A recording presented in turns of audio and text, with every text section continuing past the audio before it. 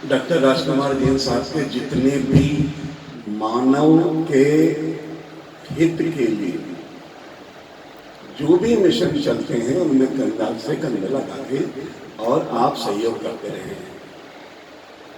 और परम श्रद्धेय राघवेंद्र जी शर्मा साहब मेरे वरिष्ठ हैं, वो भी बैठे हैं।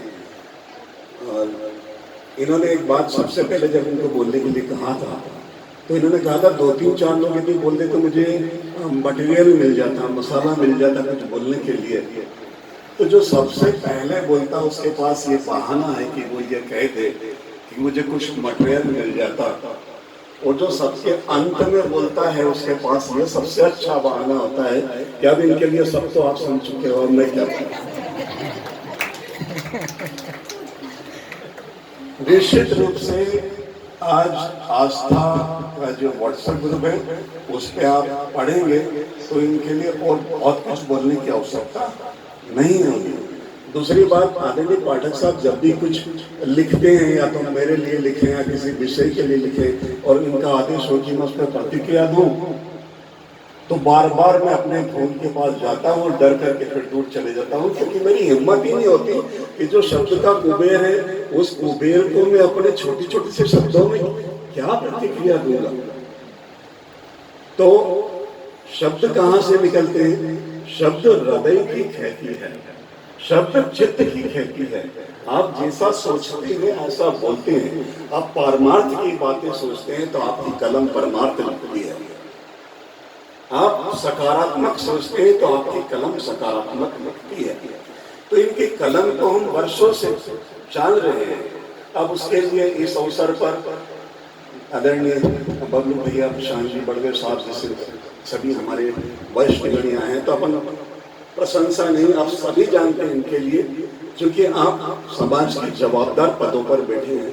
तो कुछ दिलीप जी ने भी जो बातें बोली सनातन की, भैया डॉक्टर साहब का जो नशा मुक्ति वाला कार्यक्रम है वो जब मैंने सुना तो मैं इनके साथ पूरे तन्मयता से जुट गया,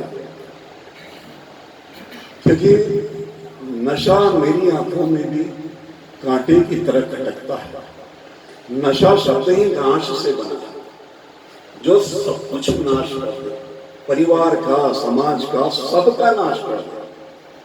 कभी कभी कल्पना करता हूँ इस कमरे से बाहर बात न जाए, मेरे मन में कभी कभी एक बात उठती है कि मोदी जी आदेश करें और मुझे कहते प्रधानमंत्री की सीट आधा घंटा बैठने का मौका दे दे, तो शपथ पूर्वक कहता हूं मैं एक ही आदेश निकालू कि इस देश से नशा पूरी तरह बंद बंद। क्योंकि आप कितने मासूम बच्चों की आंखों के आंसू से नशा, कितनी बहनों के सिंदूर को उजाड़ चुका है नशा, सब कुछ नष्ट कर चुका है। इस देश की ऐसी ऐसी प्रतिभाएं नशे में डूब करके जो हमारे देश को आगे बढ़ा सकती थी वो नशे के सागर में डूब गई। अंदर 4ठी-5वीं कक्षा में होते थे तो एक पाठ होता था, शायद मुंशी प्रेमचंद का था, कि जागीरदार थे और बड़े प्रतिष्ठित थे, बड़े धनवान थे, और किसी कार्यक्रम में हो गए, वहां किसी ने उनको एक घूंट शराब पिलाई और शराब उनके मन को इतना उनके मन में स्थान कर गई कि वो अपने घर आकर के पीने लगे और वो ठाकुर साहब का सर्वत्र नष्ट हो गया। 8-10 पेज की कथा थी, लेकिन छोटे से मैं समझा रहा हूँ, इसीलिए मैं इनसे जुड़ा हूँ। और हम लोग प्रयास कर रहे हैं नशे को रामचरित मानस से सत्संग के द्वारा संदेश दे करके नशे से कैसे समाज को हम बचाएं। दूसरी बात, गंभीर मुद्दों पर चर्चा जब इतने लोग इकट्ठे होते, आज मेरा मन बड़ा लालायित है कि भैया मैं ये रामचरित मानस और भागवत की कथाएं और सत्संग वगैरह हम शनिवार को करते हैं, इतनी भीड़ आज नहीं हुई जो पाठक साहब के व्यक्तित्व के कारण इकट्ठी हुई। मुझे बड़ा आनंद आया यदि इतनी भीड़ हो तो। आज सबसे एक सनातनी को सबसे ज्यादा चिंता का विषय है कि सनातन लगातार गर्त में जा रहा है और उसके लिए सबसे बड़े जवाबदार सनातनी ही है। हमें किसी और धर्म की बात नहीं करना है, हमको सिर्फ हमारी लाइन की तरफ देखना है दिलीप जी ने बताया, मैंने उस दिन गुरु पूर्णिमा के दिन बताया था कि इंदौर नगर में अनेक गुरुओं का पाठ पूजन हुआ।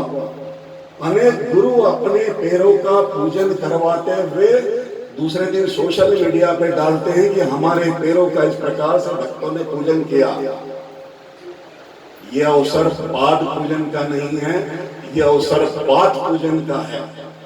ऐसे श्रेष्ठ गुरुओं का चयन किया जाए जो हमारे शास्त्रों में, हमारे पुराणों में, हमारी सनातन की बारीकियों को गंभीरतापूर्वक समझते हैं, जो हमारे सनातन धर्म की छोटी छोटी सी चीजों को समझते हैं। ऐसे गुरुओं का चयन किया जाए और उनके सत्संग में जाकर के उनकी बात को सुना जाए और उस बात को हमारे चित्त में उतारा जाए।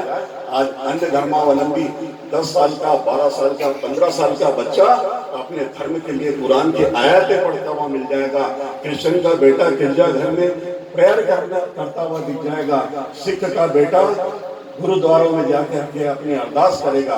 लेकिन आज हमारे मंदिरों के अंदर मशीनें लगा दी। जब हमारे यहाँ मंदिरों में घंटी बजाने की और वो मशीनें लगाई गई थी तो लोग कहते थे देखिए हम कितना उन्नत हो गए, हमने मशीनें लगा दी, मशीनों के द्वारा भगवान की आरती होगी। ये लानत है सनातन धर्म के ऊपर। क्या 4 लोग इकट्ठा होकर के मंदिर में हम लोग आरती नहीं कर सकते? हम इतने लोग बैठे हैं, आप अपने अपने मन से विचार कीजिए, हम में से आप कितने समय पहले आप लोग मंदिर गए हैं? पास में ही मंदिर है, लेकिन आप कब मंदिर गए हैं? ठीक है, 1-2 लोग गए, लेकिन ये प्रश्न मेरा सार्वजनिक है। मैंने उस दिन गुरु पूर्णिमा के दिन निवेदन किया था कि आज संकल्प लीजिए, आपको शिखा रखने में शर्म आती है, अभी मत रखिए, जब आपको ऐसा लगे, लेकिन तिलक तो लगाइए। आप बिना तिलक के अपना चेहरा देखिए और तिलक लगाने के बाद फिर कांच में अपना चेहरा देखिए, आपके अंदर तेजस्विता आएगी। आपको तिलक लगाने के बाद वैज्ञानिक आधार है कि आपकी यहाँ जो है ब्रह्म चिन्ह है वो जागृत हो। आप जब इंदौर शहर में निकलेंगे और जितने तिलकधारी निकलेंगे, आपको बोलने की जरूरत नहीं, मौन रह करके भी आप एक अच्छा संदेश उन लोगों को दे सकते हैं जो आज आपको एक बात इशारे में कहूंगा, आप सब समझ जाएंगे। हम भगवान के लिए बोलते हैं, भगवान आपकी छत्र छाया चाहिए, हे ईश्वर हमारे ऊपर छत्र छाया बना के रखना। लेकिन एक व्यक्ति के घर के ऊपर भगवान के मंदिर की छत्र छाया गई तो उन्होंने शिकायत करके वो मंदिर तोड़वा दिया। समझ रहे होंगे आप? भगवान के मंदिर की छत्र छाया से उनको इतना कष्ट हो गया, दूर मरो सनातन। वो तो भैया की मैं प्रशंसा करेंगे, समाचार पत्रों के माध्यम से मालूम पड़ा कि आप क्या भगवान क्या क्या। दूसरा, रामचरितमानस की घर घर में स्थापना कीजिए, आप पढ़िए, अपने बच्चों को 5 दोहा पढ़ाइए, संस्कार पैदा होगा। यदि आज आपने अपने बच्चों को उंगली पकड़ करके रामचरितमानस, आप हमारे सत्संग में भी बताइए, हम ये नहीं चाहते कि हमें कोई सत्संग करके क्या कोई लाभ, या सभी जानते हैं क्या लाभ मिलता है। अस्वस्थ होने के बाद भी मैं सिर्फ ये कि सनातन का प्रचार हो जाए। आप उंगली पकड़ के अपने बच्चे को रामचरितमानस का पाठ करवाइए, वही बच्चा बुढ़ापे में आपकी उंगली पकड़ेगा।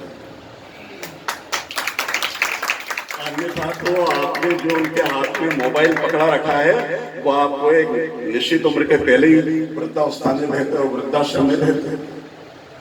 संस्कारों को समाज में स्थापित कीजिए, घर घर में रामचरितमानस स्थापित कीजिए, नियमित 2 चौपाई रोज पढ़ने की कोशिश कीजिए, 1 चौपाई रोज पढ़ने का कीजिए। अरे कुछ नहीं, मंगल भवन अमंगल हारी गवम सुदशरथ।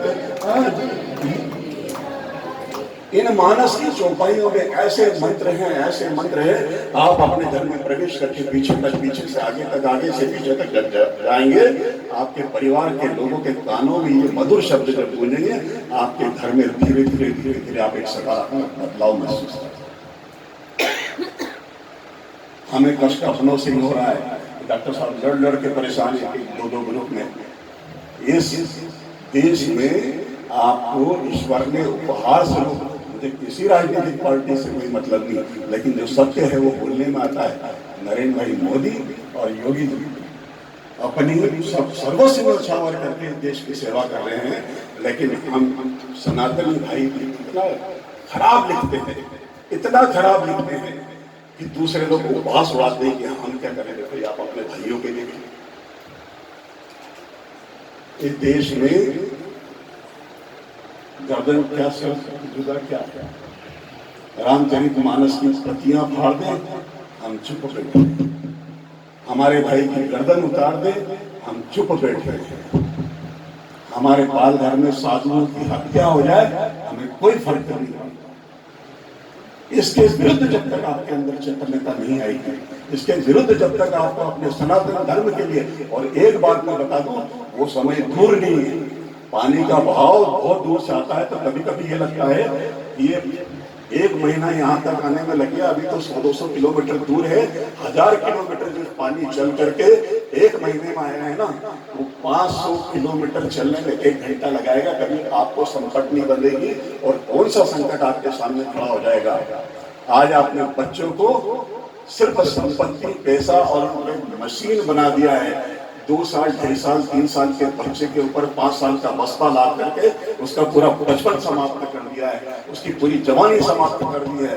बच्चे को सुबह से शाम तक स्कूल 7 बजे जाता है, 4 बजे आता है, 5 बजे घर में रहता है, 8 बजे तक ट्यूशन पे चले जाता है। उसमें मानवीय विकास होता नहीं। हमें सबको इस तरफ ध्यान देना पड़ेगा। और ये सिर्फ बातें कहने के लिए या 2 मिनट सुन के आप बाहर चले जाए फिर भूल जाए, कोई मतलब नहीं है। रामचरितमानस की हमने कथा की थी, हमने पहले ही दिन बोला था, भैया इन बातों को यदि अपने मन के अंदर आप उतार सको तो आप हमको बताओ, या पहले दिन हम कथा को समाप्त कर। समय और संपत्ति दोनों की बर्बादी है यदि ऐसे आयोजन हो, हम बैठे, हम सुने, घर चले जाएं, भूल जाएं, दूसरे दिन वही कार्यक्रम चले। आज सनातन के लिए हर सनातनी को खड़ा होना ही पड़ेगा। मैं एक प्रश्न पूछता, देर हो जाएगी। अभी हमको श्रीमद् भागवत, श्रीमद् भगवत गीता, श्रीमद् भागवत पुराण में क्या अंतर है हमको नहीं मालूम। एक मैंने 15, 17, 18 साल के बेटे से पूछा, बेटा ये बताओ कृष्ण जी राम जी के कौन थे? तो मैं सोचता हूँ कजीन थे, शर्मनाक है, ब्राह्मण का बच्चा।